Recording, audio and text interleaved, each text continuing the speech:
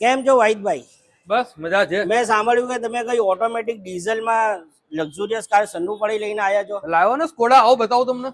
એ વાહિદભાઈ કઈ ગાડી છે ને શું ડિટેલ છે? આ સ્કોડાની સુપર છે, 2011 મોડલ છે, ફૂલ ઓટોમેટિક વાળી ગાડી છે અને લક્ઝુરિયસ ગાડી છે.